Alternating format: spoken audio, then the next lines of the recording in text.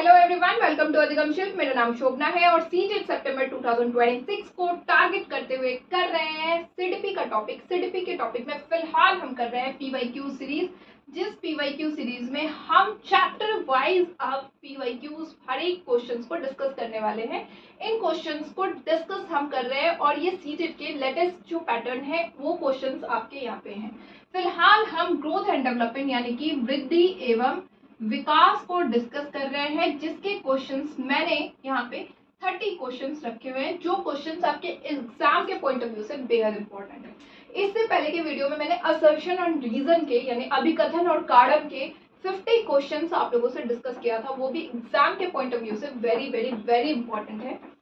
तो अगर आप लोगों ने उस वीडियो को नहीं देखा है तो सीटेट के जो प्लेलिस्ट बनी हुई है सितंबर 2026 उसमें वो वीडियोस हैं, आप देख लीजिए। उससे आपको एग्जाम्स में काफी फायदा मिलने वाला है, चाहे आप पेपर 1 की तैयारी कर रहे हैं चाहे आप पेपर 2 की तैयारी कर रहे हैं। ये वीडियो इक्वली बेनिफिशियल है दोनों के लिए, क्योंकि सिलेबस आपको पता है बिल्कुल ही सेम। चलिए स्टार्ट करते हैं और टॉपिक की तरफ मूव करते हैं। तो पहला क्वेश्चन जो है वो ग्रोथ एंड डेवलपमेंट का है हमारा, कि डेवलपमेंट ऑफ चिल्ड्रन यानी बच्चों का जो विकास है वो किस तरीके से होता है। तो डेवलपमेंट में आपने पढ़ा है बच्चों के विकास के बारे में, कि विकास जो होता है हमारा किस तरह से होता है, सिस्टमेटिक वे में होता है। यानी कि यहाँ पे बच्चों के विकास के बारे में जब आपने बात की तो यहाँ पे बच्चों का विकास सिस्टमेटिक तरीके से होता है, यानी कि व्यवस्थित होता है। ऑर्डर में आप कह सकते हैं ऑर्डरली, यानी कि क्रम में आपको दिखाई देगा यहाँ पे। तो ये सारी चीजें आपने देखा है कि एक बच्चा जब जन्म लेता है तब से जो आप उसकी एक्टिविटीज देखते हैं वो सिस्टमेटिक तरीके से, व्यवस्थित तरीके से ऑर्डर में चलता है। बट इनके रेट ऑफ डेवलपमेंट यानी कि विकास का जो दर है वो आपको भिन्न भिन्न अलग अलग दिखाई दे सकता है। विकास का दर कैसे? तो हो सकता है एक बच्चा 9 महीने में चलना स्टार्ट कर रहा हो और हो सकता है एक बच्चे को चलने में साल भर से ज्यादा लगता है। एक बच्चा जो है हो सकता है क्राउल कर रहा हो प्रॉपर तरीके से, और एक बच्चा हो सकता है क्राउल पार्ट को स्किप करके आगे बढ़ गया हो। होता ऑर्डर में है बट आपको बच्चों में विकास का दर अलग अलग देखने को मिलता है। चलिए ये तो बेसिक बात थी। अब हम क्वेश्चन के थ्रू देखते हैं चीजों को। तो कह रहे हैं कि डेवलपमेंट ऑफ चिल्ड्रन, बच्चों में विकास का दर किस तरह से होता है। क्या ये आपने रैंडम मैनर में देखा है, which does not have any pattern. हमने अभी अभी बात करी है कि भाई उनका ऑर्डर रैंडम मैनर में नहीं होता, सिस्टमेटिक तरीके से, यादृच्छिक तरीके से प्रकट नहीं होता, बल्कि पैटर्न में होता है, ऑर्डर में होता है, क्रम में होता है।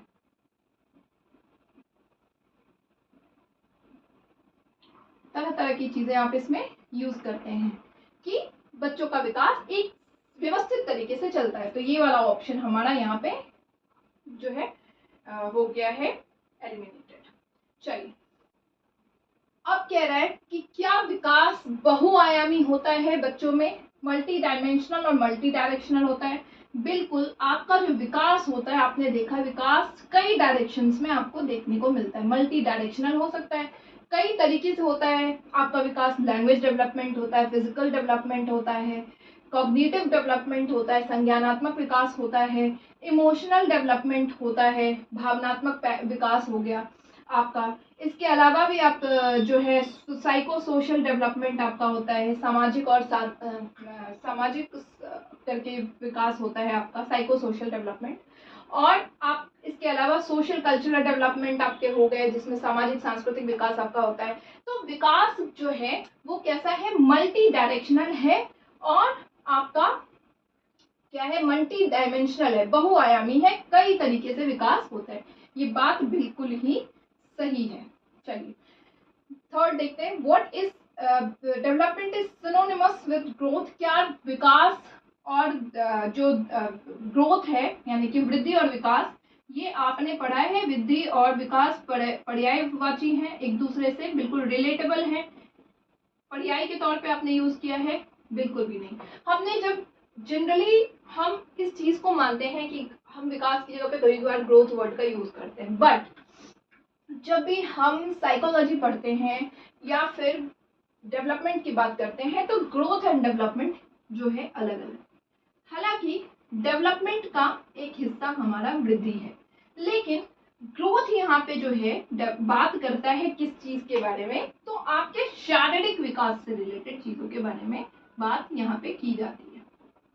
यानी आपके बॉडी में कैसे चेंजेस आ रहे हैं। हो सकता है आपकी हाइट बढ़ रही हो जिसको आप मेजर यानी कि माप पा रहे हैं। हो सकता है आपका वेट बढ़ रहा हो जिसको भी आप मेजर कर पा रहे हैं। हो सकता है आपकी लेंथ बढ़ रही हो, विड्थ बढ़ रही हो जिसको कि आप मेजर कर पा रहे हैं।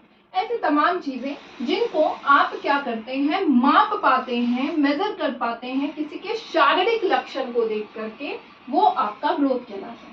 लेकिन डेवलपमेंट होता है जिसको आप अगर माप नहीं भी पा रहे हैं, बिना मापे अगर आप उसको फील कर पा रहे हैं, महसूस कर पा रहे हैं, तो वो आपका डेवलपमेंट है। जैसे अगर किसी बच्चे में आपने मैच्योरिटी की देखी कि पहले से बच्चा ज्यादा मैच्योर हो गया, तो वो भी आपका यहाँ पे डेवलपमेंट है।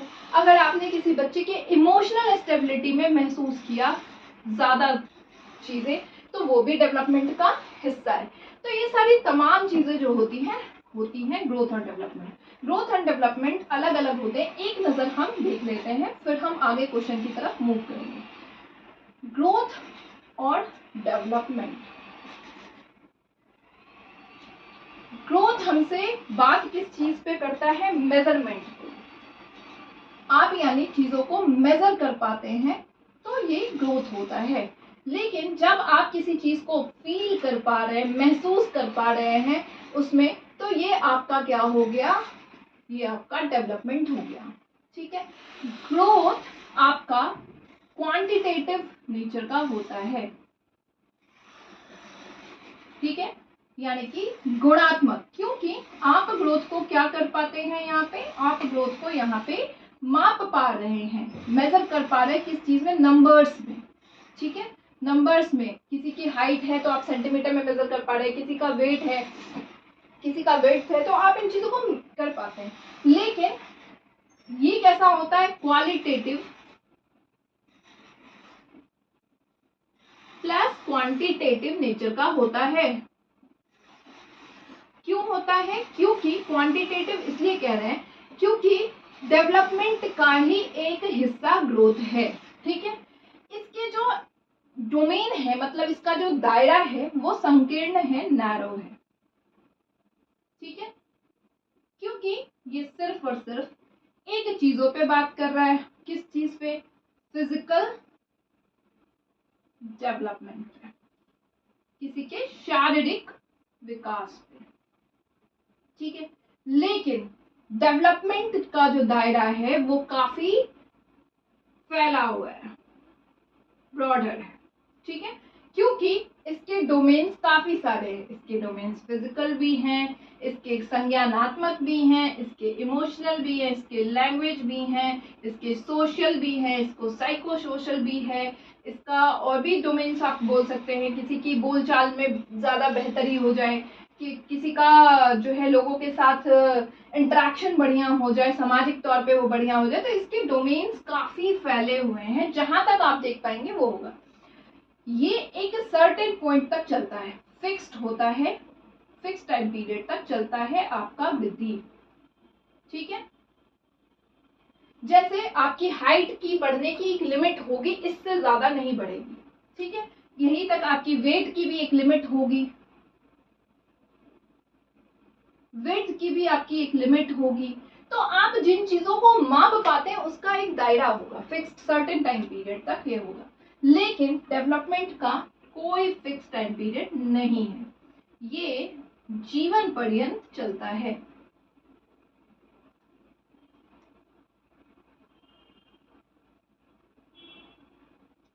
जब से आप जन्म लेते हैं, या फिर आप कह लीजिए वोम्ब टू टोम्ब कह लीजिए, क्योंकि बच्चा जब माँ के पेट में होता है तब से उसका विकास होता है, और ये जो विकास है ये कंटिन्यूड जब तक आप रहते हैं तब तक किसी न किसी तरीके का विकास हो रहा है। आप कुछ सीख रहे हैं, आप कुछ, आपका परिपक्वता बढ़ रही है, आपकी मेच्योरिटी के साथ में आप डील कर रहे हैं चीज़ों को, आपके अंदर कोई भी तरह की इन्वेंसमेंट हो रही है, तो वो सारे डेवलपमेंट यानी विकास का हिस्सा है।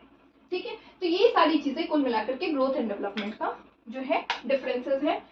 तो बहुत इंपॉर्टेंट है, आपके एग्जाम्स में क्वेश्चंस आपको पता है ग्रोथ एंड डेवलपमेंट से 3 से 4 आ जाते हैं, तो इसलिए इन चीज़ों को भी डिस्कस करना बहुत ही ज़्यादा जरूरी है। चलिए नेक्स्ट, तो यानी कि यहाँ पे सिनोनिमस कहना भी गलत हो जाएगा। ठीक है, अब डेवलपमेंट को हम सिंपल और यूनिटरी कह सकते हैं, सरल और एकात्मक प्रक्रिया कह सकते हैं? बिल्कुल भी नहीं। मैंने आपसे कल भी ये बात करी थी कि जब भी कोई चीज होती है, जब भी कोई विकास होता है, जब भी कोई तरह का डेवलपमेंट होता है, वो आपका जटिल होता है, कॉम्प्लेक्स होता है, क्योंकि इसकी बहुआयामी है, कई सारे आयाम हैं, कई तरीके से होता है, तो आप इसको जटिल कहते हैं, कॉम्प्लेक्स सिंपल और यूनिटरी नहीं कह सकते। तो सो कुल मिलाकर के हमारा जो आंसर है वो इस क्वेश्चन का आंसर सेकंड नंबर ऑप्शन हमारा बन रहा है। ठीक है, अब नेक्स्ट क्वेश्चन की तरफ मूव करते हैं। नेक्स्ट क्वेश्चन हमसे कह रहा है, principle of cephalocaudal development talks about dash of development. Cephalocaudal का विकास सिद्धांत विकास के डैश के बारे में बोलता है। ठीक है, देखते हैं। देखिए, सेफेलोकॉर्डल का जो विकास का सिद्धांत है उसके बारे में अगर हम बात करें तो हमने एक चीज देखा है कि सेफेलोकॉर्डल जो है आपका वो डेवलपमेंट जो हमारा होता है बच्चों के अंदर, आपने देखा होगा वो कुछ दो तरीके से होता है। एक आता सेफेलोकॉर्डल और एक होता है हमारा प्रॉक्सिमोडिस्टल। आइए एक नजर हम इनको अच्छी तरीके से जानते हैं। देखते हैं, मेरी ड्राइंग पे मत जाइएगा, बहुत अच्छी तो नहीं है, बिल्कुल ही अच्छी नहीं है, बस समझाना मोटिव है हमारा यहाँ पे। ठीक है, सेफेलोकॉर्डल जिसको कि हम शीर्षगामी कहते हैं, और प्रॉक्सिमोडिस्टल जिसको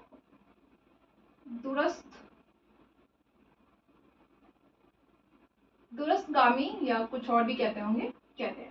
दोनों में फर्क क्या है?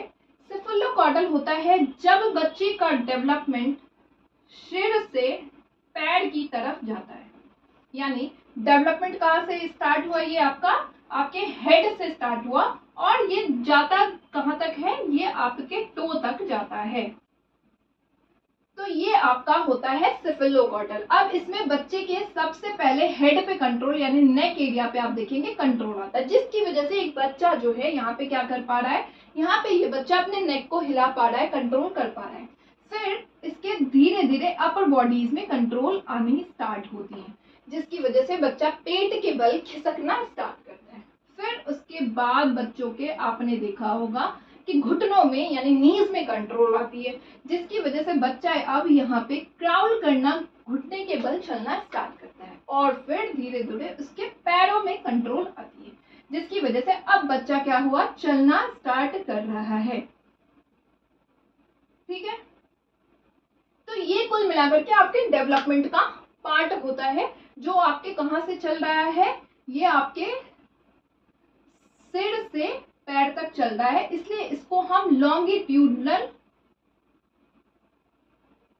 या फिर परपेंडिकुलर मानते हैं। क्योंकि आप देख रहे हैं यहाँ पे जो डेवलपमेंट हो रहा है वो बिल्कुल स्ट्रेट 90 डिग्री से हो रहा है, ऊपर से नीचे तक जा रहा है, इसलिए इसको हम परपेंडिकुलर और लॉन्गिट्यूडनल कह सकते हैं। परपेंडिकुलर कहना ज्यादा बेहतर होगा, क्वेश्चंस में आते हैं आपके। ठीक है, तो ये आपका होता है सेफेलोकॉर्डल। ओके, प्रॉक्सिमोडिस्टल कहता है कि बच्चे के यहाँ पे सेंटर एरिया में कंट्रोल पहले आता है और फिर ये धीरे धीरे फार तक जाता है, यानी कि कुल मिलाकर के आप कह सकते हैं ये केंद्र में कंट्रोल आता है और फिर ये केंद्र से रेडियस यानी परिधि तक आपका कंट्रोल दूर तक जाता है। आपको परिधि के बारे में बहुत अच्छे से पता होगा, ठीक है। तो ये चीजें आपकी होती है, केंद्र से परिधि तक जाता है प्रॉक्सिमो डिस्टल। अब देखिए, इसमें सबसे पहले बच्चों के स्पाइन एरिया में कंट्रोल आता है, ठीक है। स्पाइन एरिया में कंट्रोल आता है और फिर धीरे धीरे आप देखेंगे बच्चों के जो है बाहों में कंट्रोल आता है, जिसकी वजह से किसी चीज को वो अपने हाथों को उठाना स्टार्ट करता है। फिर धीरे धीरे उसके हैंड में कंट्रोल आता है, ठीक है। हैंड में कंट्रोल आएगा तो वो किसी चीज को ग्रास्प करना स्टार्ट करता है, चीजों को लेकर के। तो ये कुल मिलाकर के आपने देखा कि पहले बच्चों के अंग में कंट्रोल आता है और फिर ये जाता है कहाँ तक, ये जाता है आपके हैंड तक, यानी लिम्ब टू हैंड आप कह सकते हैं कंट्रोल, ठीक है। और बहुत इंपॉर्टेंट चीज ये भी है कि प्रॉक्सिमो डिस्टल जो है ना हमारा, ये प्रॉक्सिमो डिस्टल में ही आता है आपका फाइन मोटर और ग्रॉस मोटर स्किल्स, ठीक है। प्रॉक्सिमो डिस्टल का ही हिस्सा है हमारा gross motor to fine motor. एक नजर इसको भी देते हैं, फिर क्वेश्चन की तरफ हम मूव करेंगे। ग्रॉस मोटर क्या है? सकल गतिविधियां। अब ये सकल गतिविधियां में क्या है, आपकी जो लार्जर मांसपेशियां हैं, बड़ी मसल्स हैं, उनमें आप कंट्रोल देख पाएंगे, जिसकी वजह से बच्चे को आप देख रहे हैं किसी चीज को वो क्या कर पा रहा है, पकड़ ग्रास्प कर पा रहा है, उठा पा रहा है, कैच कर पा रहा है। तो ये लार्जर मांसपेशियां है। रन कर पा रहा है, चल पा रहा है, वॉक कर पा रहा है, वगैरह वगैरह, बहुत सारे एक्सेट्रा। तो यहाँ पे लार्जर मांसपेशियों में जो है सबसे पहले आप देखेंगे बच्चों का कंट्रोल होता है और फिर धीरे धीरे फाइन मोटर यानी सूक्ष्म जो है मसल्स में गतिविधि। हिंदी में इसके नाम अलग अलग भी हो सकते हैं, सो आप हिंदी मीडियम वाले दूसरे नाम को भी जानने की कोशिश करिए, क्वेश्चंस में जो रहता है उनको ध्यान दीजिए। अब इसमें क्या है, स्मॉलर मसल्स जो होती हैं, छोटी छोटी मांसपेशियां, उनमें कंट्रोल आती है, जिसकी वजह से बच्चा बारीकी वाला काम कर पाएगा। अब यहाँ पे वो क्या कर पाएगा, राइट कर पाएगा, नीटिंग यानी बुनाई कर सकता है, पेंटिंग कर सकता है, ड्राइंग कर सकता है, बीड्स जो है बच्चे बालों में लगाते हैं, बीड्स लगाने का काम, क्लिप लगाना, ठीक है। तो इस तरह की जो चीजें होती हैं, painting, drawing, writing, viewing, knitting, ये सारी चीजें होती हैं। तो सबसे पहले बच्चों में ग्रॉस मोटर स्किल्स डेवलप होता है और धीरे धीरे ये फाइन मोटर स्किल्स डेवलप होते हैं। चलिए, ये चीजें इनमें ही थी, तो एक नजर देना इम्पोर्टेंट है। अब नेक्स्ट क्वेश्चन की तरफ हम मूव करते हैं।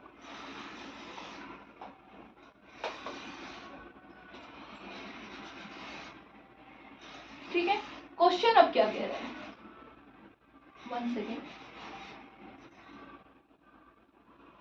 क्वेश्चन कह रहा है principle of cephalocaudal development talks about. अब सेफेलोकॉर्डल किस बारे में बात करता है?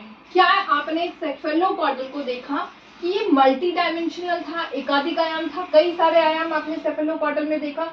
हमने तो नहीं देखा, हमने तो ये देखा क्रम में चला, सिर से गया और कहाँ तक गया, पैर तक गया, तो नहीं हुआ।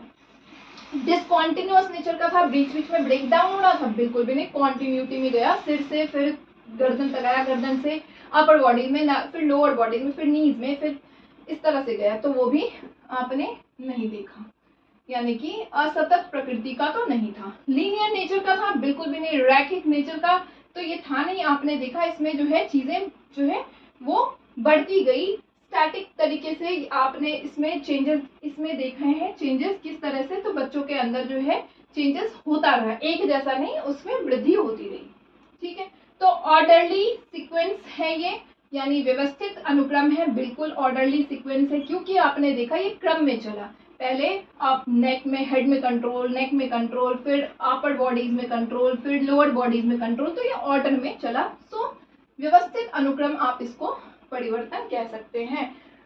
सेकेंड नंबर ऑप्शन इसका राइट ऑप्शन बन रहा है। Next third number question.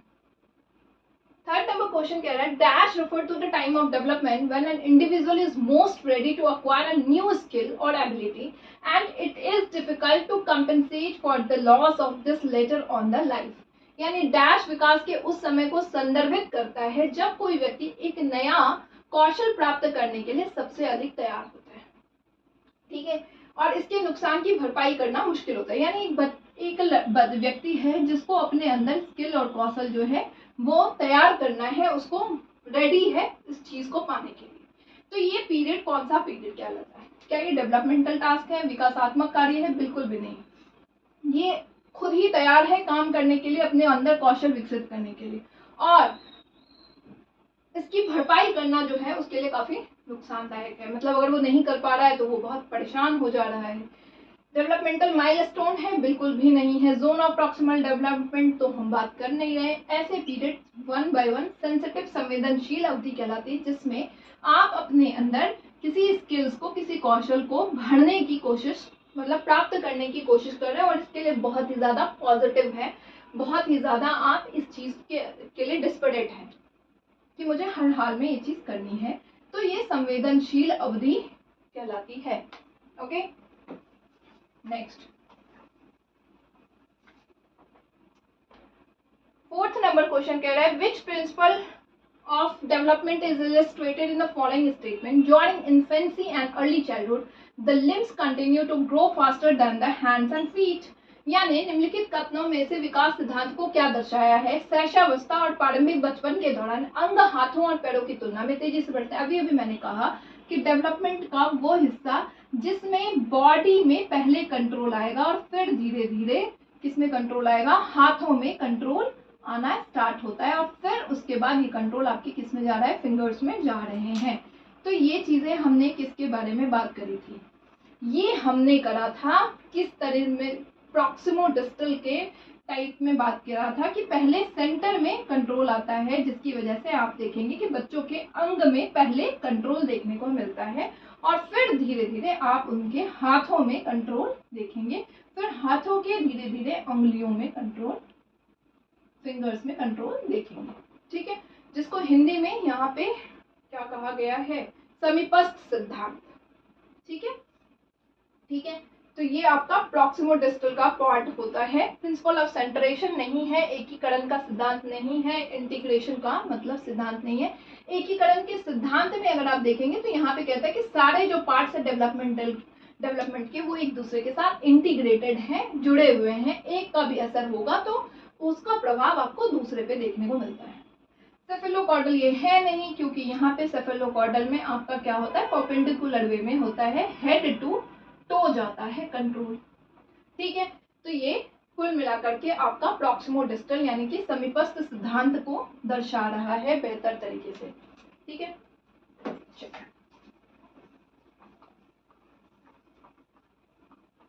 Next question है which of the following factors contribute to growth and development during early childhood? मतलब कौन सा कारक है बचपन के दौरान जिसमें वृद्धि और विकास को योगदान देता है? तो ग्रोथ एंड डेवलपमेंट में आपने देखा है कि कई सारे कारण होते हैं जो आपके डेवलपमेंट को इनहेंस करने में मदद करता है। आपने हेरिडिटरी यानी कि अनुवांशिकता को लिया, ठीक है, आपने एनवायरनमेंट यानी कि पर्यावरण को माना कि भाई ये भी बहुत इंपॉर्टेंट कारण है। हेरिडिटरी आपके माता पिता से आपको मिली हुई चीजें हैं, तो और पर्यावरण का सपोर्ट है तो आपका डेवलपमेंट बढ़िया होगा। अब आपके पेरेंट्स का बहुत इंपॉर्टेंट रोल होता होगा डेवलपमेंट में। ठीक है, यहीं पे अनुवांशिकता से आपको मिली है, साथ ही साथ आपके पेरेंट्स आपके कैसे हैं, किस तरह से आपको नर्चर कर रहे हैं, किस तरह से आपको पोषण कर रहे हैं, वो भी इम्पोर्टेंट है। आपकी सोसाइटी भी बहुत इंपॉर्टेंट रोल प्ले करती होगी, समाज आपका कैसा है वो आपको बहुत इंपॉर्टेंट रोल करता होगा। आपका खान पान यानी कि न्यूट्रिशन आपके डेवलपमेंट को, पोषण आपके डेवलपमेंट में बहुत इंपॉर्टेंट रोल प्ले करती होगी।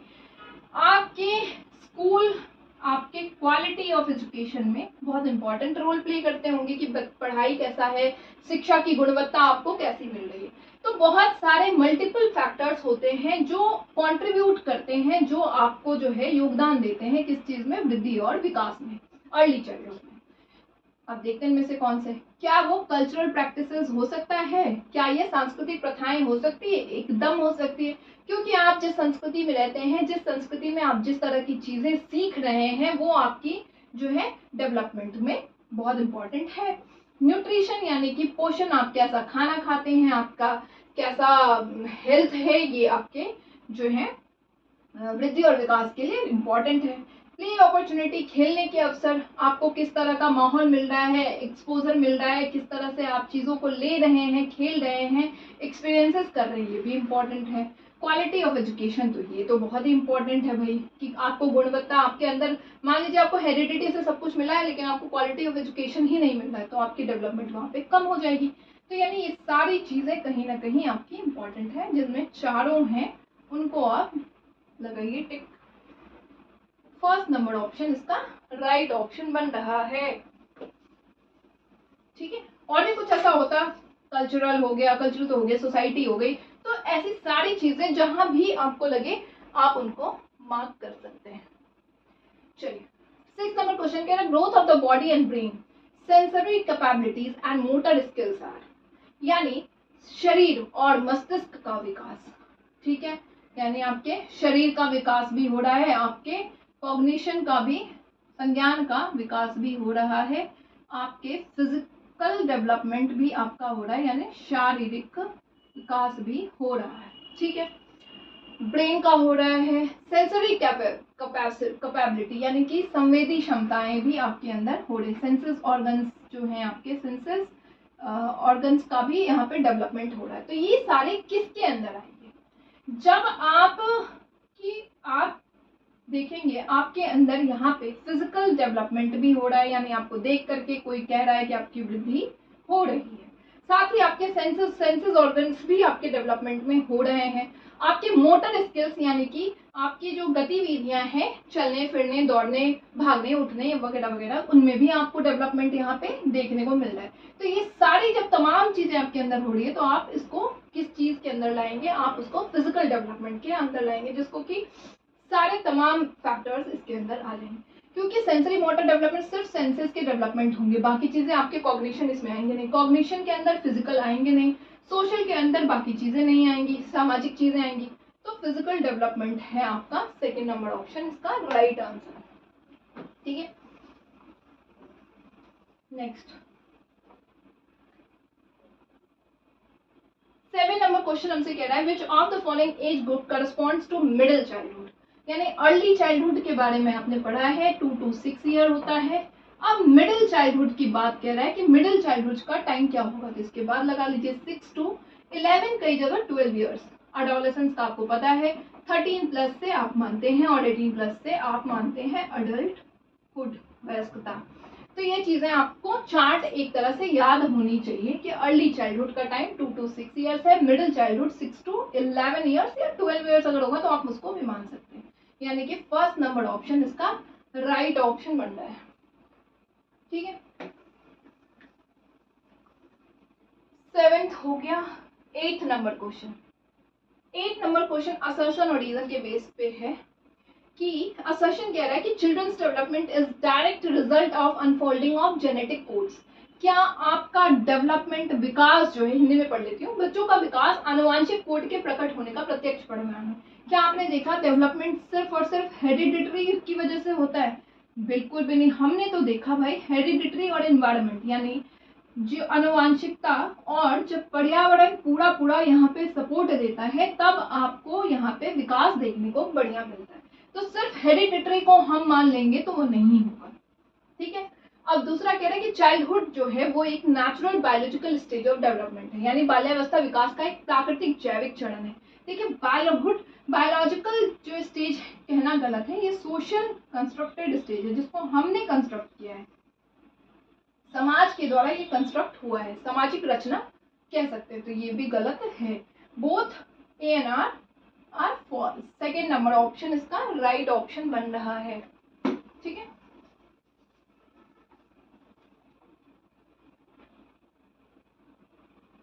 Nine number question, development of children यानी बच्चों का जो विकास है आप उसमें क्या क्या चीजें कर सकते हैं, क्या ये एकीकृत प्रक्रिया में चलता है, यूनिफाइड प्रोसेस एक ही तरीके से चलता है, बिल्कुल भी नहीं। आपने देखा ये जो है कई तरीके से चलता है, मल्टी डायमेंशनल बहुआयामी होता है, तो ये गलत है। डिसऑर्डरली है, क्या आपने इसको जो है अव्यवस्थित तरीके से देखा? नहीं, बिल्कुल भी नहीं, हमने इसको ऑर्डर में देखा है, सिस्टमैटिक तरीके से देखा है, क्रम में देखा है, तो ये भी नहीं है। सिंपल यूनिटरी प्रोसेस है, बिल्कुल नहीं, अभी अभी हमने बात किया है कि सिंपल यूनिटरी प्रोसेस नहीं है।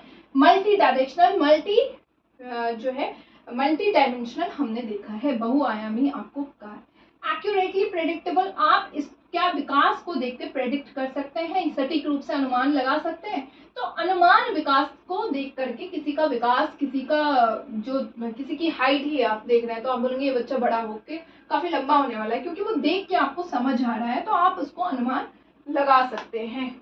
या फिर किसी की पढ़ाई को देख करके आप प्रेडिक्ट कर सकते हैं कि ये पढ़ने में बहुत अच्छा होगा आगे चल के, क्योंकि आप उसके संज्ञान के लेवल को समझ पा रहे हैं, यानी आप प्रेडिक्शन संभव है। नेक्स्ट है Sunita, a 12-year-old girl shows musical ability. Both her parents are singer. यानी माता पिता इसके दोनों ही सिंगर हैं, गायक हैं, और यही कारण है कि सुनीता जो है वो भी, उसकी रुचि किसमें है? सिंगिंग में, यानी कि इसको ये चीजें हेरिडिटी से मिली हुई है, अनुवांशिकता से मिली हुई है, ठीक है। एंड अनुवांशिकता यहाँ पे डेवलपमेंट का एक पार्ट तो है। चलिए, and they sent her for the classes of voice training after school. अब सुनीता जो है, उसके माता पिता, सुनीता को संगीत की क्षमता है और उसके माता पिता दोनों गायक हैं, तो हेरिडिटरी अनुवांशिकता से मिली, और उसके आवाज प्रशिक्षण के लिए माता पिता उसको स्कूल भी भेज रहे हैं, यानी एनवायरनमेंट, पर्यावरण का भी पूरा यहाँ पे सपोर्ट देखने को मिल रहा है। तो यानी डेवलपमेंट तो पक्की बात है। गाना अच्छा गाती है, माता पिता से मिला हुआ है ही, माता पिता हैं यहाँ पे रिस्पॉन्सिबल, साथ ही साथ पर्यावरण प्रशिक्षण, आवाज प्रशिक्षण के लिए भेज रहे हैं, तो यहाँ पे ये चीजें हैं। अब कह रहे हैं उसकी क्षमताओं के बीच बातचीत का परिणाम किसकी होने की संभावना है? भाई सिंपल हाथ है, अनुवांशिकता और पर्यावरण, यहाँ पे जहां भी लिखे उसको मार देना है टिक। सी नंबर ऑप्शन हमारा बन रहा है, ठीक है। मैच्योरेशन वाली बात हो नहीं रही है और डिसिप्लिन की बात यहाँ पे है नहीं, सिर्फ और सिर्फ हम देख रहे हैं कि उसको अनुवांशिकता और पर्यावरण का पूरा सपोर्ट मिल रहा है। नेक्स्ट है 11 number question, sensitive period are those time period during which certain tasks are specially important for the course of normal development. यानी संवेदनशील अवधि, जिस अवधि में, संवेदनशील अवधि कौन सी होती है? जिसमें बच्चा जो है बहुत सेंसिटिव होता है किसी चीज को लेकर के, किसी स्किल, किसी कौशल को सीखने के लिए बहुत सेंसिटिव होता है, ये आपकी संवेदनशील अवधि होती है। तो इसमें जो है during which certain tasks are specially, क्या बहुत ही ज्यादा इंपॉर्टेंट है सामान्य विकास के पाठ्यक्रम के लिए को निश्चित करने के लिए, विकास के पाठ्यक्रम को निश्चित करने के लिए सबसे महत्वपूर्ण क्या है? Genetical prediction? बिल्कुल भी नहीं। जो चीजें हो गई, संवेदनशील पीरियड जो है यहाँ पे, उसको अब अपने अंदर उस कौशल को विकसित करना है जो वो चाह रहा है, तो यहाँ पे उसको एनवायरनमेंट का सपोर्ट चाहिए, पर्यावरण का सपोर्ट चाहिए। पर्यावरण के सपोर्ट का मतलब उसको यहाँ पे एक्सपोजर चाहिए उस चीज को सीखने के लिए, एक्सपीरियंसेस चाहिए चीजों को सीखने के लिए, उसको पूरी तरीके से जो है वो कौशल सीखने का सपोर्ट होना चाहिए। तो यहाँ पे हेरिडिटरी फैक्टर तो बिल्कुल नहीं होगा, पर्यावरणीय कारक जो है वो बहुत अहम भूमिका इस सेंसिटिव पीरियड में निभाता है, क्योंकि अब जो मिल गया वो तो मिल गया है, पर उसको इन्हेंसमेंट करना है, उसको बढ़ाना है, और बढ़ाने में पर्यावरण बहुत महत्वपूर्ण भूमिका निभाएगा। 12th number question, there is no objectively definable moment when a child enters middle childhood or adolescence. क्या बच्चा, जब कोई बच्चा मध्य बाल्यावस्था से, ठीक है, पहले आपने देखा early childhood, middle childhood, letter childhood, adolescence, ये सारी चीजें आपने देखी है, ठीक है। तो मध्य बाल्यावस्था से किशोरावस्था में प्रवेश कर रहा है, तो कोई वस्तुनिष्ठ तौर पर निश्चित गति नहीं है, बिल्कुल सही बात है। जो हम मानते हैं ये टाइम पीरियड, ये हमने कैसे कंस्ट्रक्ट किया हुआ है? ये हमने सोशली कंस्ट्रक्ट किया हुआ है, ठीक है। इसकी कोई निश्चित टाइम पीरियड नहीं है, ये तो हम बच्चों के बॉडी स्ट्रक्चर, ढांचे को देख करके बोलते हैं कि ये टाइम पीरियड में हमने मान लिया कि एडोलेसेंस, क्योंकि उसके फिजिकल डेवलपमेंट हो रहे हैं अलग तरीके से, उसका कॉग्निशन अलग तरीके से हो रहा है, ढंग ढांचा सब कुछ बदल रहा है, तो ये है, बिल्कुल सही बात है। रीजन कह रहा है कि development is continuous in nature, यानी विकास निरंतर में, प्रकृति में निरंतर बिल्कुल डेवलपमेंट जो है निरंतर तरीके से चलता है, और निरंतर तरीके से चल रहा है इसलिए आप इस पे कोई ऑब्जेक्टिवली डिफाइनेबल मोमेंट सेट नहीं कर रहे हैं। तो both is true and R is the correct explanation of A. D number option यहाँ पे राइट ऑप्शन इसका बन रहा है। ठीक है, नेक्स्ट।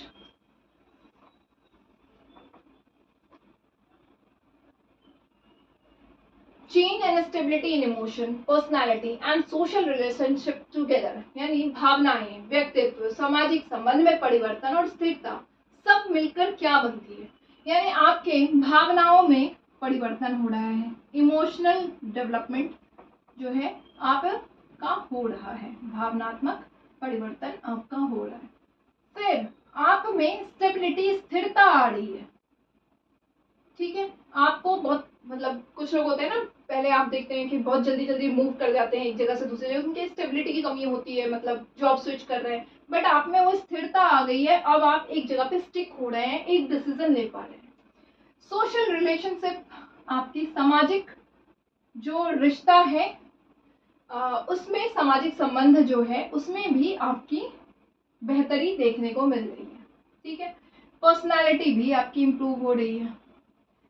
ठीक है, यानी अब आप अपने व्यक्तित्व को पूरी तरीके से बदल रहे हैं, और जब आपको सारे तरीकों से आप व्यक्तित्व को बदलते हैं, अपनी पर्सनालिटी बदल रहे हैं, अपना रिलेशनशिप दूसरों के साथ में आने बड़े अच्छे लेवल पे आप जो है डेवलप कर रहे हैं, तो वो आपका होता है साइको सोशल डेवलपमेंट, मनोसामाजिक विकास, जिसमें ये सारी तमाम चीजें आ जाती है। आपके इमोशन पे कंट्रोल, आपका सोशल रिलेशनशिप बेहतरी, आपकी पर्सनैलिटी डेवलपमेंट, इसके अंदर आपके अंदर स्टेबिलिटी आ रही है, लोगों के साथ बातचीत करने का तरीका बदल रहा है, आपको अपने टेम्परमेंट की इश्यूज पे कंट्रोल आ रहा है। तो ये सारे फैक्टर्स इसमें आते हैं। अगर मैं पर्सनैलिटी डेवलपमेंट यानी व्यक्तित्व विकास की बात करूं, तो आपका पर्सनैलिटी, फिजिकल ओवरऑल स्ट्रक्चर में चेंजेस, हाव भाव में चेंजेस होता तो बात होती। इमोशनल में सिर्फ भावनाओं पे कंट्रोल होता, आपका एंगर इशू, टेम्परमेंट, आपकी चेंज में बदलाव होता तो होता, कॉग्निशन में आपका सिर्फ संज्ञानात्मक विकास होता तो होता। लेकिन ये सारे पहलू जब एक साथ देखेंगे तो वो आपको किसमें दिखेगा, मनोसामाजिक विकास में देखने को मिलेगा। ठीक है, next 14th number question. 14th number question हमसे कह रहा है,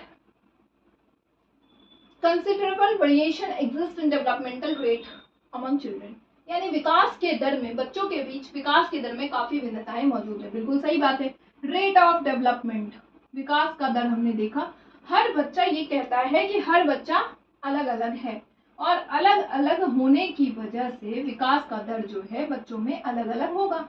एक बच्चा पढ़ के अगर समझ पा रहा है एक बार में, तो हो सकता है दूसरा बच्चा सेम लेवल का, सेम स्टैंडर्ड का 2 बार वो चीजों को पढ़ रहा हो, तीसरे बच्चे पढ़ के लिख के चीजों को समझ रहा हो। तो ये विकास का दर है, जो एक ही तरह के, एक ही एज ग्रुप के बच्चों में अलग अलग चेंजेस आपको देखने को मिलेगा। तो ये बात तो बिल्कुल सही है। अब रीजन कह रहे हैं, developmental differences are an inevitable result of complex interaction of genetic, experiential and variation, यानी विकासात्मक भिन्नताएं आनुवांशिकता और अनुभवात्मक विविधताओं की जटिल अन्योन्य क्रिया का एक अनिवार्य परिणाम है। बिल्कुल सही बात है। आपने अभी भी देखा कि जहाँ पे डेवलपमेंट यानी विकास जो है उसमें हेरिडिटी और एनवायरनमेंट दोनों का बहुत ही इंपॉर्टेंट रोल प्ले होता है। आप विकास के दर में अलग अलग इसलिए हो सकता है क्योंकि हो सकता है उसका यहाँ पे हेरिडिटी या एनवायरनमेंट का एक्सपोजर किसी चीज में आपको लो देखा हो, या फिर एक्सपीरियंसेस की उसकी अभाव रही हो। तो ये बात बिल्कुल सही है और वेल एक्सप्लेन भी कर रहा है। एक बच्चा जो है, एक बच्चा दूसरे बच्चे से अलग इसलिए हो सकता है कि उसका इनमें से कोई फैक्टर जो है वो कारण रहा हो उसके विकास के दर को भिन्न बनाने में। तो ये बात सही है। हर संस्कृति का अपना होता है, और हर संस्कृति जो है इसकी वजह से बच्चों में विकास के दर अलग अलग देखने को मिलते हैं। तो यानी कि डी नंबर ऑप्शन इसका राइट ऑप्शन बन रहा है। ठीक है,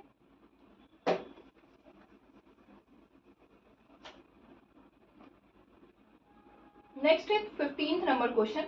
15th नंबर क्वेश्चन कह रहा है which principle of development is illustrated in following statement children who are deprived of conductive environment for language learning in their early years have some difficulty in choosing later in life. यानी जो बच्चे शुरुआती वर्षों में भाषा सीखने के एक प्रवाहकीय वातावरण से वंचित हैं उन्हें जीवन में बाद में कठिनाइयां महसूस होती है।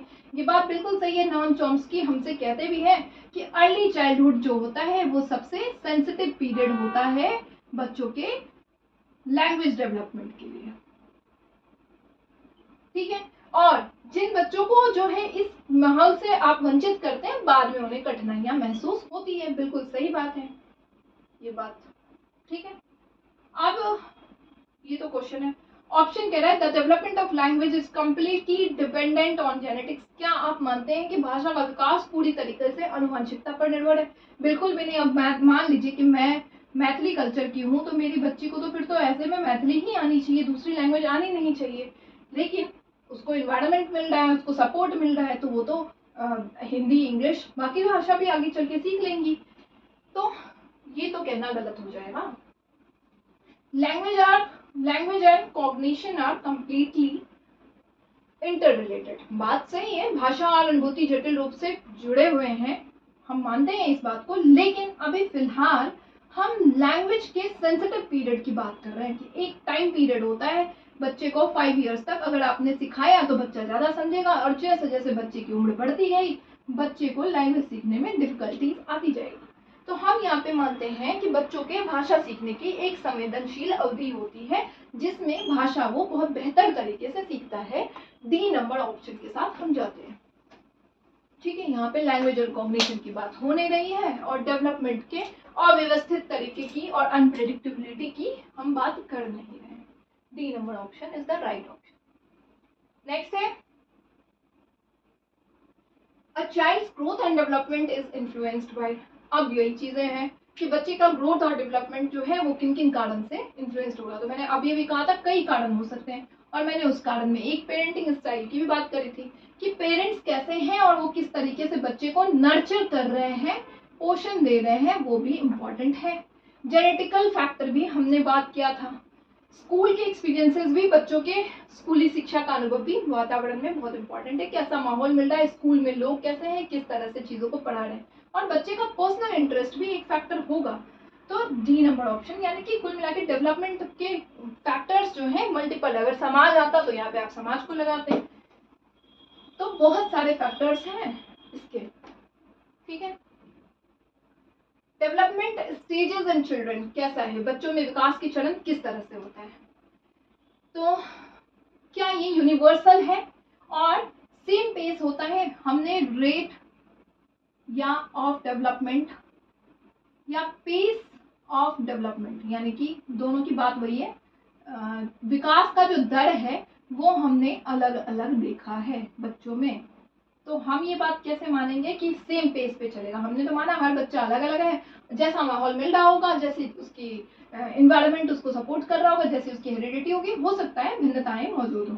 तो हमने ये बात तो कहा ही नहीं, और यूनिवर्सल कहना भी बिल्कुल ही सही नहीं होगा। ठीक है, क्या ये एक वयमी और रैखिक है, यूनिडायमेंशनल है? हमने तो कहा भाई ये तो मल्टी डायमेंशनल है, कई सारे इसके आयाम है ना? तो ये बात तो गलत यहाँ पे बनती है। अब क्या हमने बोला कि कॉम्प्लेक्स इंटरेक्शन है हेरिडिटी और एनवायरनमेंट का? बिल्कुल हमने कहा है, हमने माना है कि हेरिडिटी और एनवायरनमेंट का जो है जटिल अन्योन्य क्रिया है ये आपका विकास, जिसमें आपकी आनुवांशिकता और आपका पर्यावरण आपको नर्चर करता है, आपको इनहेंस करता है, आपके डेवलपमेंट को बेहतर बनाता है।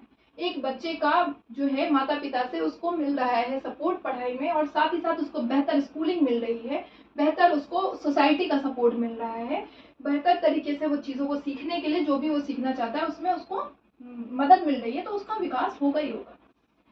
डी कह रहा है इरिवर्सिबल है and proceed from toe to head. Irreversible तो है क्योंकि आपने विकास अगर एक बार हो गया तो उसको आप वापस नहीं कर सकते हैं, लेकिन ये हेड टू टो चलता है, तो ये चीज यहाँ पे एलिमिनेटेड है। तो रह गया हमारा थर्ड नंबर ऑप्शन इसका राइट ऑप्शन। ओके,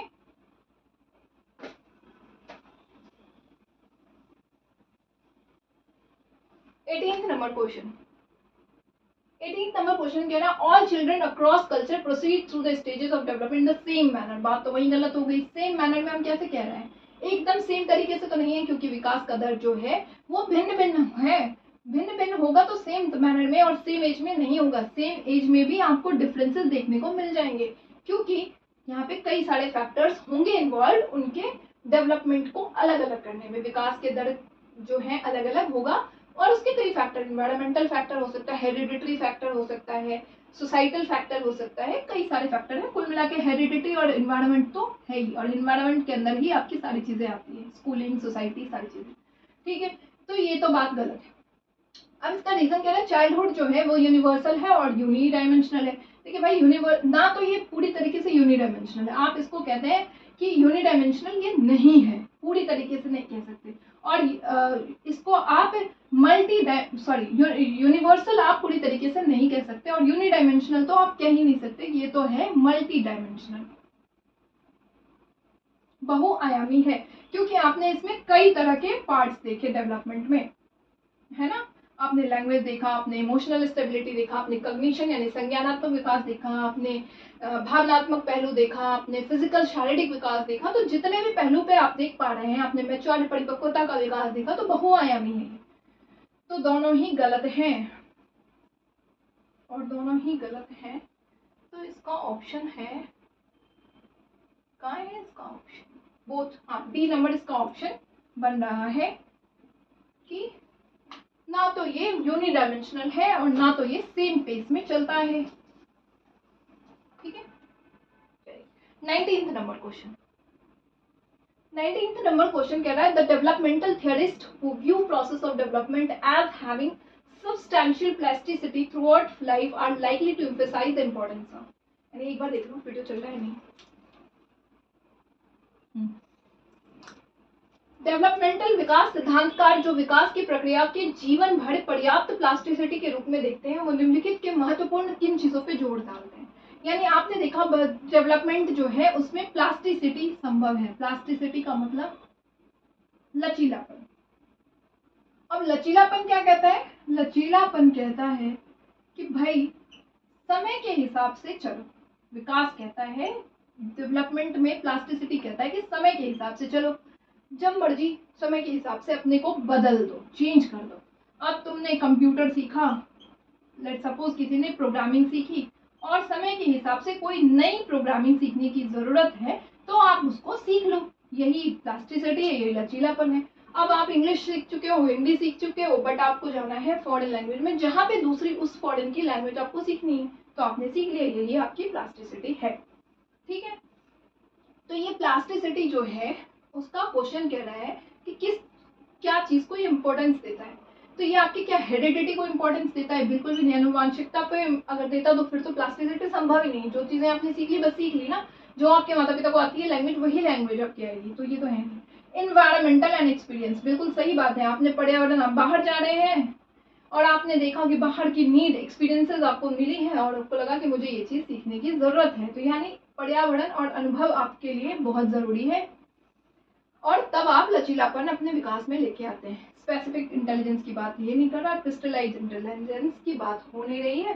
सो बी नंबर आपका यहाँ पे राइट ऑप्शन बन रहा है कि डेवलपमेंटल थियरिस्ट जो है वो मानते हैं कि प्लास्टिसिटी जो है पूरी जीवन पर्यंत आप कर सकते हैं। कैसे? अगर आपको एनवायरनमेंट और एक्सपीरियंसेस की जरूरत लग रही है तो। Proximodistal 20 number question, proximodistal principle states that in infancy. Proximodistal के बारे में मैंने बहुत सारी बातें कर ली। तो प्रॉक्सिमोडिस्टल कह रहा है कि बच्चों का समीपस्थ जो है समीपस्थ विकास, वो कह रहा है कि बच्चों में पहले किस चीज में विकास होता है। तो आपने देखा सबसे पहले बच्चों के लिम्ब एरिया सेंटर में कंट्रोल आता है, जो आपको कह सकते हैं उनके आप लिम्स में कंट्रोल देखते हैं, और फिर ये जाता कहाँ है? हाथों में, हैंड में, और फिर हैंड से आप देख रहे हैं यहाँ पे ग्रॉस और फाइन मोटर होता है। ठीक है, तो ये चीजें। और सेफेलोकॉर्डल में आपने देखा था कि परपेंडिकुलर वे में ये जाता है, जिसमें आपके हेड टू टो आपने देखा था। ठीक है, अब क्वेश्चन देखते हैं, ऑप्शन देखते हैं। The limbs continue to grow faster than the hands and feet. बिल्कुल सही बात है, हाथ और पैर की तुलना में अंग तेजी से बढ़ते हैं। हेड टू टो आप कह नहीं सकते क्योंकि ये सेफेलोकॉर्डल शीर्षगामी में होता है। विकास सर से पैर तक किसमें होता है? शीर्षगामी में। ये भी नहीं होगा, फिजिकल डेवलपमेंट की बात यहाँ पे हो नहीं रही, यानी first number option right option है। ठीक है,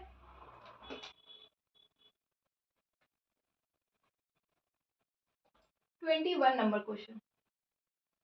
अच्छा, इसकी मैंने इमेज डाले थे, मैं भूल गई।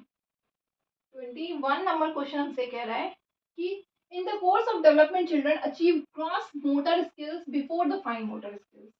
तो यानी कि आप कौन सी जगह में, अभी आप हमने देखा था कि बच्चों के जो है डेवलपमेंट का कौन सा पार्ट हमने देखा था जिसमें लिम्स में पहले कंट्रोल आ रहा है, फिर आप देख रहे हैं कि इसके बाहों में कंट्रोल आ रहा है, फिर इसके हैंड में, और फिर हैंड से ये जा रहा है इनके फिंगर्स में। ठीक है, ज्यादा फिंगर्स तो नहीं बना दी मैंने।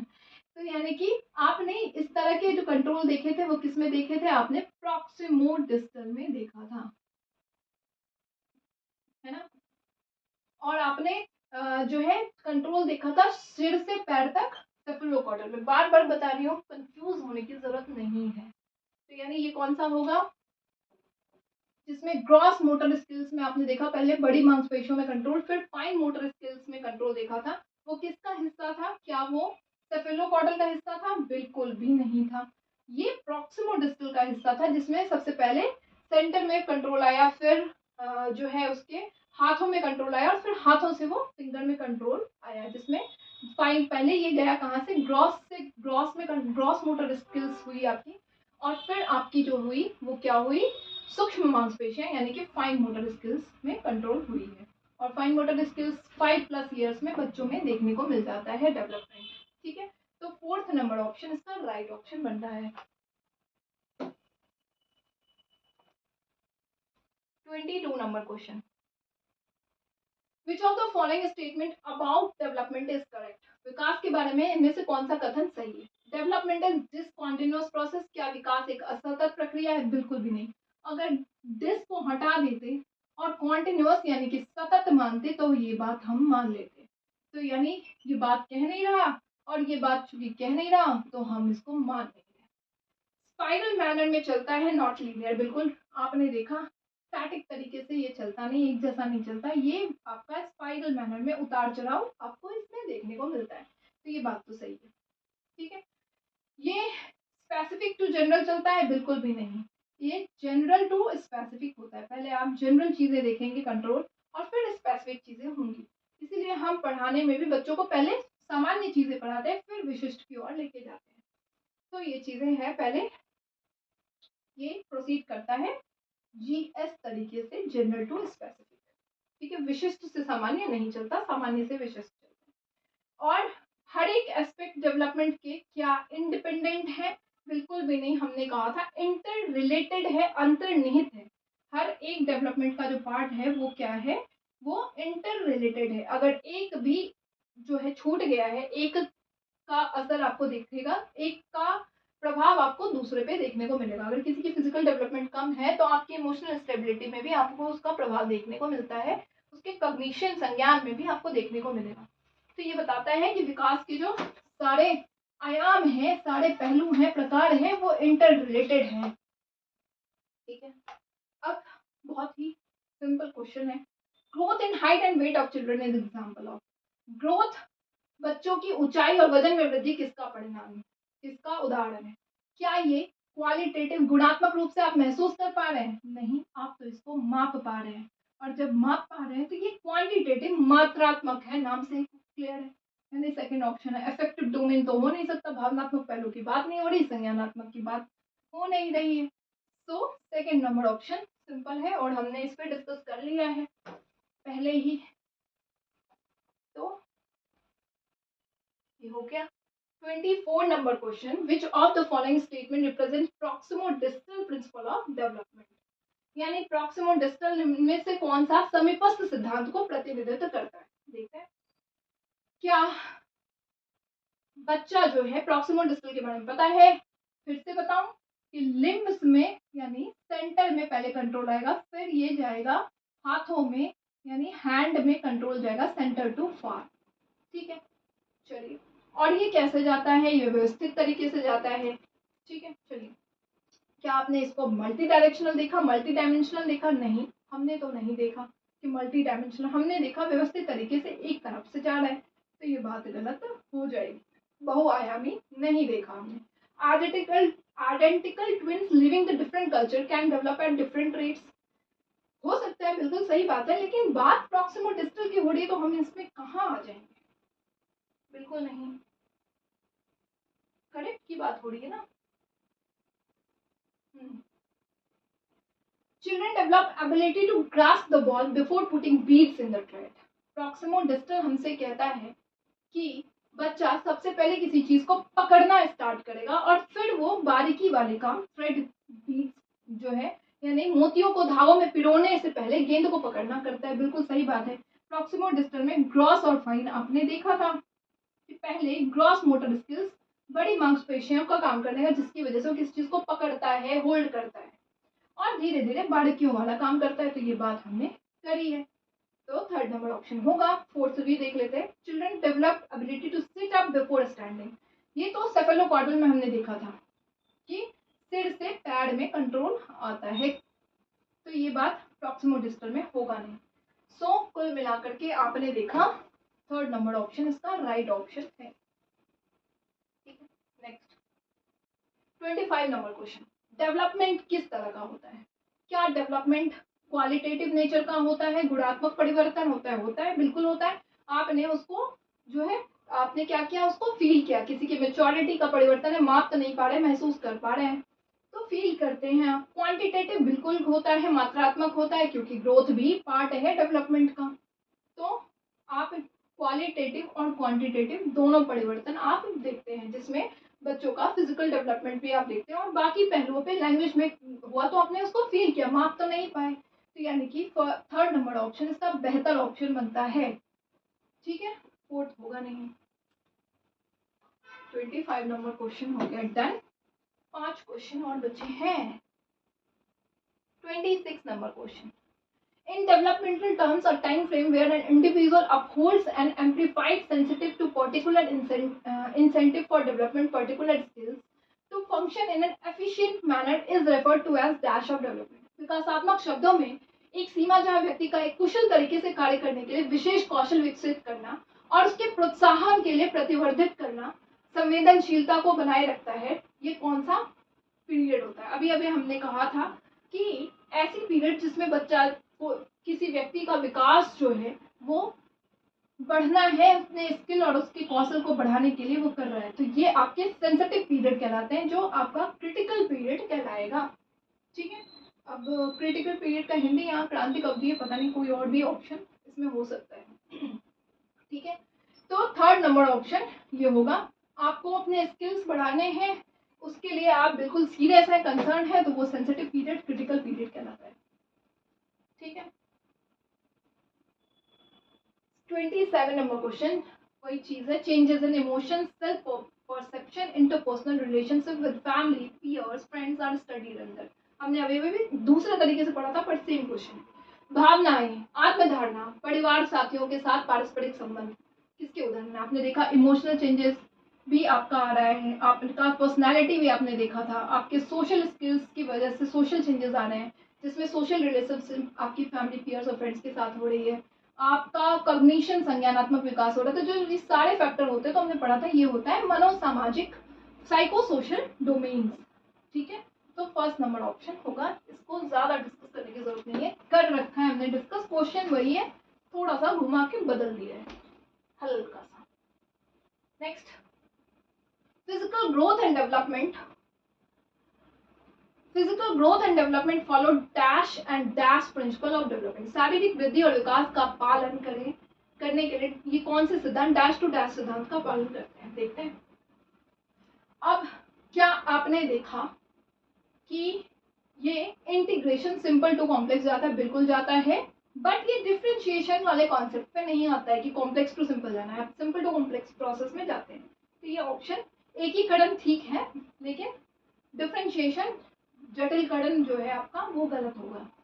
सेफेलोकॉर्डल टू प्रॉक्सिमो डिस्टल, क्या आपने देखा है कि ये शीर्षोगामी की तरफ जाता है, फिर आपका जो है ये आता है प्रॉक्सिमो डिस्टल, यानी कि इनर टू आउटर, या फिर आपने देखा इसको प्रॉक्सिमो डिस्टल से सेफेलोकॉर्डल की तरफ, यानी पहले आपका यहाँ पे ऑप्शन टॉप टू डाउन, ये टॉप टू डाउन बिल्कुल नहीं होगा प्रॉक्सिमो डिस्टल का ऑप्शन, क्योंकि प्रॉक्सिमो डिस्टल सेंटर टू फार जाता है, तो ये ऑप्शन यहाँ पे एलिमिनेटेड है।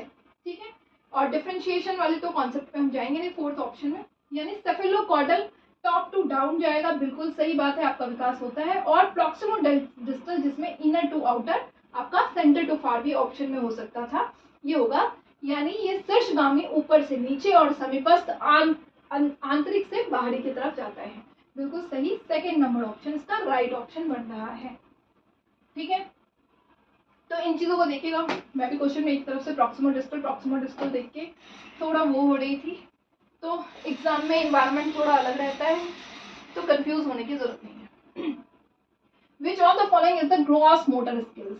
ग्रॉस मोटर स्किल्स का मतलब है लार्जर मसल्स होंगी इन्वॉल्व, बड़ी मांसपेशियां,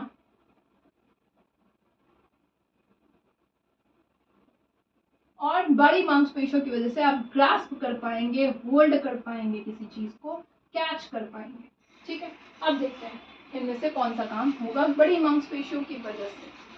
क्या आप निटिंग कर पाएंगे? निटिंग का काम जो है फाइन मोटर स्किल्स की वजह से होता है। क्या आप सर्कल से जो है outline of the circle on the paper, एक पेपर में से एक सर्कल काट लेंगे, ये तो आपका फाइन मोटर स्किल्स का काम हो जाएगा।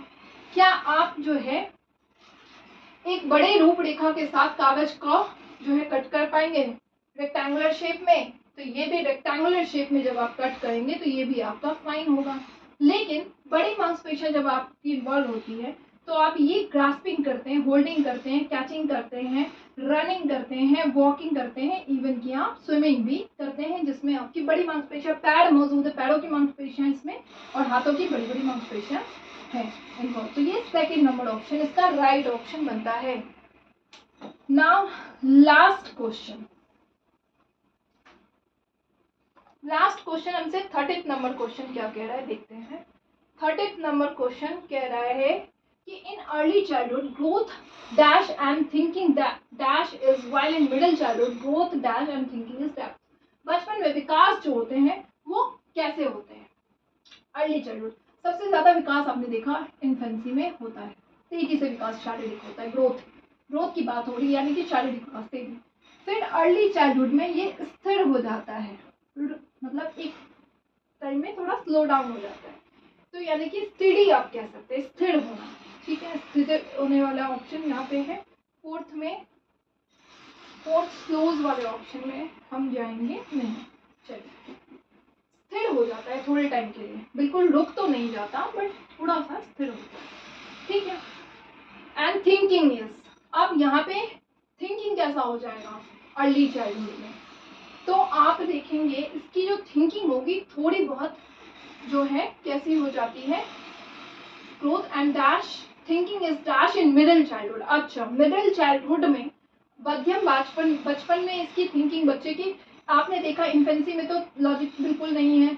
अब आपने अर्ली चाइल्डहुड में देखा होगा कि ट्रांसडक्टिव लॉजिक होती है, यानी उल्टे सीधे लॉजिक्स बच्चों में होते हैं। तर्क जो है उनका, तर्क का कोई लेना देना सही गलत के साथ नहीं होता, जो समझते हैं वो बोलते हैं। लेकिन मिडिल चाइल्डहुड में बच्चों के लॉजिक्स जो होते हैं वो थोड़े डेवलप्ड हो जाते हैं, अब वो तर्क थोड़ा लॉजिकल करने लगते हैं। ठीक है, ओके।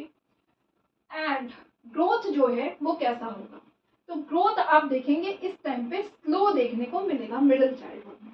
ठीक है, और थिंकिंग कैसी होगी इनकी, तो थिंकिंग जो है वो आपको ईगोसेंट्रिज्म यानी कि आत्मकेंद्रित की तरफ देखने को मिलेगी, यानी आपकी क्या क्या चीजें हुई, स्टडी हुई आपकी अर्ली चाइल्डहुड में, लॉजिकल आपकी थॉट हुई मिडिल चाइल्डहुड में, स्लो आपकी वृद्धि हुई, और थिंकिंग आपकी ईगोसेंट्रिज्म। थर्ड नंबर ऑप्शन इसका राइट ऑप्शन बनता है। सो टोटल 30 क्वेश्चन की सीरीज आज ग्रोथ एंड डेवलपमेंट की हो गई है डन, जिसमें मैंने बेहद इंपॉर्टेंट क्वेश्चन आपसे डिस्कस किया है इन डिटेल। अगर वीडियो अच्छी लगती है तो चैनल को लाइक, शेयर और सब्सक्राइब जरूर से करिएगा। मिलते हैं नेक्स्ट सेशन में नेक्स्ट वीडियोस के साथ में, तब तक के लिए बाय बाय, टेक केयर।